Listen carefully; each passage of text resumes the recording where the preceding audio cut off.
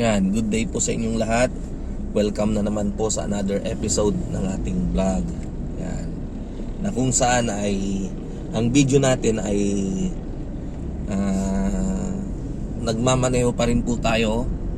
Tayo po ay papunta sa farm para tignan yung mga RTL natin na alaga. Yan. So kukumustahin natin yung pang March 31, pang April 14 at saka pang April 24. Yan. Sa farm po na pupunta natin, andyan yung mga nabanggit kong batch ng RTL natin. Yan. Sa kabilang farm naman, andun yung pang February 18 natin na RTL. Yan. At shout out dun sa nagpabook sa atin na taga Burungan Samar, 3,600 heads po, si Sir Roel. Yan. Good morning po. At syempre sa inyong lahat na taga-subaybay ng ating channel. Ayan. Ngayong umaga, ang topic po natin ay tungkol sa katanungan na kung pwede daw bang pagsabayin yung pagpapainom ng CXD3 at saka vitamins. Or kung pwede daw bang magkasunod. Ang tanong po niya, halimbawa daw po ay may nakasalang na CXD3 sa ating waterer, and then kapag may konting-konti na lang, ay pwede daw bang haluan, buhusan na nung bagong timpla na vitamins. Ayan. So ang simpleng kasagutan po natin dyan ay hindi po natin pwedeng pagsabayin. Dun sa una na katanungan, kung pwedeng pagsabayin, so ang ibig po niyang sabihin, pwede daw bang timplahin yung CXD3 tsaka sasabayan ng vitamins na titimplahin. So para sa akin po, hindi po pwede. Kasi baka magkaroon po yan ng reaction, di ba? Sa ating mga manok. Ayan. So mas maganda po na unahin muna yung isa sa isa. Ayan. So kung CXD3 muna, and then susunod yung vitamins. Ganon din po yung ibang gamot.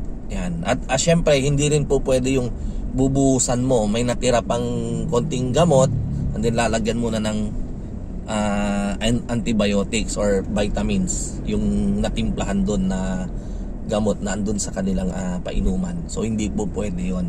Baka magkaroon po ng complication, ano. So number 1 po yan, tandaan ninyo. And then ang the best din pong pagpapainom ng antibiotics ay sa umaga. So sa 6 AM, 6 to 9 AM. Kasi nga po, ulit-ulitin natin, ang antibiotics ay mainit sa katawan ng manok. So mas maganda po siyang ipainom sa umaga, 6 AM to 9 AM. Kaya lang may magtatanong, Mang Mags, kung yaman rin lang na lamig ng panahon yung pinagbabasihan ninyo, bakit hindi sa gabi tayo magpainom? Dahil di hamak na mas malamig sa gabi. Yan. Maganda po sana kung sa gabi. Kaya lang po, alam nyo, ang manok sa gabi, bihira na po siyang uminom. Pag nagpainom po tayo ng mga alas 6, di ba, yun na po yung kalamigan ng panahon natin 6 PM onwards, 6 to 9 PM. Hindi na po gaanong iinom yung mga manok natin. Kasi po layers po sila. Ayan, magpapahinga na po sila. And then pagdating ng alas 9, namamatay na po yung ilaw or pinapatay na po natin.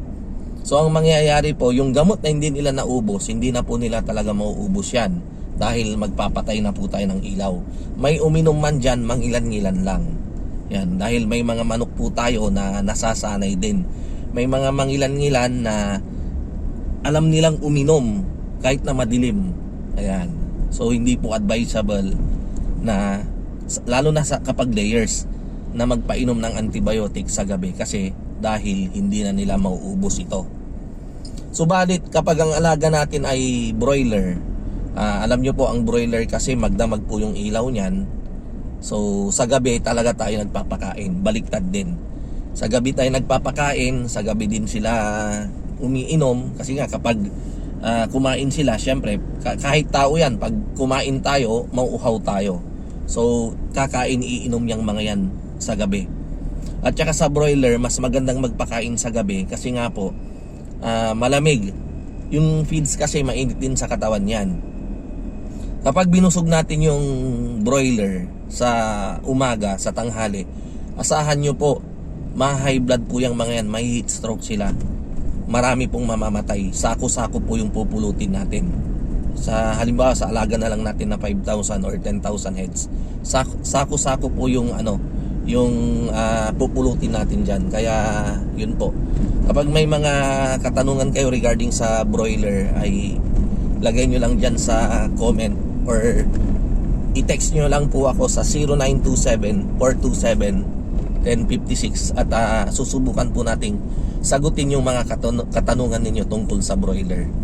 Ayan. So ganun po, sana nabigyan ko ng kasagutan yung katanungan na hindi po pwedeng pagsabayin yung pagpapainom ng iba't ibang klase ng gamot. So kung antibiotics, ipaubos muna. Ganon din yung halimbawa, kahit na magkaibang antibiotics, baka tinatanong ninyo kung pwedeng pagsabayin. Hindi rin po talaga pwede. One at a time. Kahit na parehong antibiotics yan, hindi po pwede. Ayan. So, kita-kita pong muli tayo sa mga susunod nating vlog. Ayan. Maraming salamat po sa inyong panunood. Ayan. Mabuhay po tayong lahat. At tandaan natin na may Diyos. May Diyos po tayo na buhay. Ayan, andyan po siya. Ayan, magdasal lang po tayo at bibigyan niya po ng solusyon yung mga problema po natin. Ayan. Sorry po yung pick up bigla na lang siyang sumignal nung Ayan. Anyway, okay lang naman. Ayan. So, number 1 po, magdasal po tayo palagi. Yan. Kapag tayo ay nalulungkot, ganyan. Tsaka may Diyos. Yan. Naalala ko lang po yung nangyaring sunog sa California. No? At alam ko, very aware naman kayo dyan. Imagine, nakakalungkot lang. Ayan. So, thank you po, thank you. Mabuhay po tayong lahat at God bless.